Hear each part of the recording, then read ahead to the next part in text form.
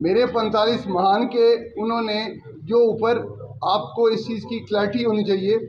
जो मेरा पहला 47 फॉर्म एक ही जारी किया गया है जिसके ऊपर मुझे MPA विनर डिक्लेयर किया गया, उसके ऊपर थे 2400 रिजेक्टेड वोट्स जो मनसूख किए गए वोट। जो नया 47 12 तारीख को उनकी मन मर्जी पर रिकाउंटिंग करवा के दरख्वास्त खुद ही मंजूर की गई, मुझे बुलाया नहीं गया, कंसोलिडेशन के लिए बुलाया गया, जो पोस्टल बैलेट्स खोले गए उसके अंदर मुझे नहीं बुलाया गया, और एक नया 13 तारीख को जो 47 फॉर्म मुझे हरा के जो उन्होंने नया जारी किया उसके ऊपर उन्होंने तादाद की 5072 की, ठीक है, रिजेक्टेड, जो रिजेक्टेड वोट्स की पहले 2400 थे, 5072 किए। अब आप खुद देख लें, जो 2672 वोट मेरे रिजेक्ट करके विनिंग मार्जिन से भी ज़्यादा है, उसके हिसाब से उनको जितवा दिया गया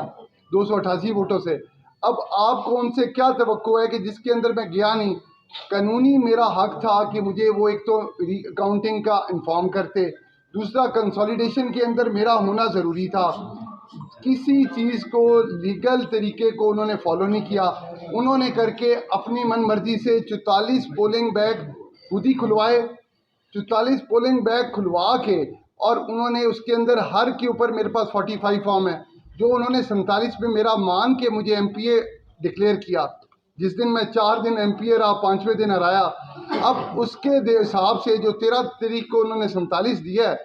जो मेरे पास 45 हैं, अब या तो वो बेईमानी करके वो नए प्रिजाइडिंग लाएंगे ना, जो हमारे पास 45 फॉर्म है, थंब इम्प्रेशन है, साइन है, प्रिजाइडिंग के साइन है, उसके हिसाब से मनसूख शुदा वोट हमारे इकट्ठे थे 2400। जो 264 का मैं हवाला दिया था मैंने आप सबको कि उसके ऊपर 12 रिजेक्टेड वोट्स थे, मनसूख हुए वोट। उसके ऊपर उन्होंने पहले जो पोलिंग बैग की सीलें खुली हुई थी और बैग्स खुले हुए थे, मेरे जो 44 पोलिंग उन्होंने खोले, जो बाकी जो वहाँ पे जो कैंडिडेट से आज़ाद उम्मीदवार वो वहाँ पर गए, तो उसके ऊपर उनके थे 134 264 जो गाफ बे का पोलिंग स्टेशन है उसके ऊपर। इसी तरह बाकियों के ऊपर 50 200 या 10-10 थे, इस तरह करके रिजेक्ट वोट करके उन्होंने पूरे किए मेरे वोट। जो खालिद नवाज साहब के उन्होंने पूरे किए, उन्होंने वोटों की तादाद 45 फॉर्म के अंदर जो 46 के हिसाब से भी पूरी नहीं है। जो खालिद नवाज साहब के हिसाब से 46 की जो बुक्स हैं उनके ऊपर जो उन्होंने वोटर्स के हिसाब से बैलेट पेपर्स दिए थे वो भी पूरे नहीं हैं।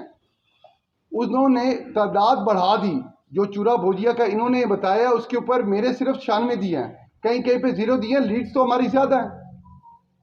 तब भी मैंने तो करके कहा कि जो 47 पे डिक्लेयर किया गया विनर हम, तो उसको ही मान लें। लेकिन आपको इस चीज़ का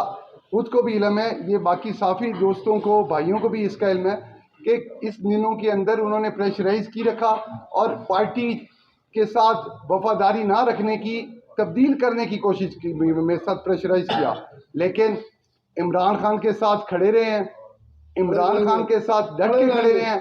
MPA शिप के ऊपर कॉम्प्रोमाइज़ नहीं किया। ये आने जाने वाली चीज़ है, इमरान खान के साथ खड़े हैं। और एक बात जिसके ऊपर मैं खालिद नवाज साहब को भी रोक रहा था कि आप उनसे हल्फ ना लें, जो मेरा मुखालिफ कैंडिडेट है अयूब खान, उसके वालिद ने, उनको अल्लाह जन्नत में जगह दे, मुराद खान जो उनके वालिद थे, उन्होंने कुरान शरीफ के ऊपर मेरे वालिद सरदार अहमद शेर खान गादी को लिख के दिया था, ऑन रिकॉर्ड है, लिख के दिया था कि मैं आपकी कभी मुखालफत नहीं करूंगा। कहानी कराई थी कि आप जीत चुके हैं, और क्या आप पे भी यही प्रेशर था कि आप वफादारी तब्दील करें? देखिए जी, ये सारों को ही पता है वहाँ पे जो कुछ हुआ। और मुझे DPO साहब ने, जनाब मैं नाम लेके कह देता हूँ, DPO साहब ने कहा कि आप यहाँ से पब्लिक को पीछे हटाएं। सुबह 9 बजे उन्होंने कहा कि आप पब्लिक को पीछे हटाएं, आप जीत चुके हैं। यहाँ पे वो चाह रहे हैं, डिले कर रहे हैं, डिले टैक्टिक्स इस्तेमाल हो रही है, आपसे कोई गलती हो जाएगी, आपकी इतनी बड़ी मतलब आवाम इकट्ठी हुई है, उनसे कोई गलती हो जाएगी तो ये आपके लिए मसला क्रिएट हो जाएगा। आप जीत चुके हैं, आपका रिजल्ट कंपाइल हो रहा है, कंप्लीट हो रहा है, ऑलरेडी चीज़ें फॉर्म बन रहा है, तो आप प्लीज़ इंतज़ार करें, थोड़ा पब्लिक को मूव करें। मैंने मूव किया, उन्होंने दोबारा फिर जब पब्लिक ज़्यादा इकट्ठी होगी उन्होंने फिर मुझे मैसेज भेजा कि आप जीत चुके हैं जनाब, और आप मेहरबानी करें थोड़ा सा और कोई आधा घंटा इंतज़ार कर लें, आपको फॉर्म 47 दिया जा रहा है, आप इंतज़ार करें। और हम लोगों ने वो टैक्टिस यूज़ की गई, हमने पब्लिक को कंट्रोल भी किया उसको, क्योंकि पब्लिक में बहुत ज़्यादा कंसर्न पाए जा रहे थे। सारे लोग कह रहे थे कि आपको क्यों नहीं अंदर जाने दिया जा रहा, क्योंकि ये इलेक्शन रूल के मुताबिक, जैसे भाई ने सवाल किया कि कंसोलिडेशन के वक्त कैंडिडेट का वहाँ पे मौजूद होना, इलेक्शन एजेंट का मौजूद होना, ये रूट हक है, राइट है, सारा कुछ है, लेकिन हमें हटाया गया और वही हमारे साथ इत्तेमाद में जैसे इसी वजह से कह रहे थे ना 45 फॉर्म के हिसाब से जो प्रिजाइडिंग से और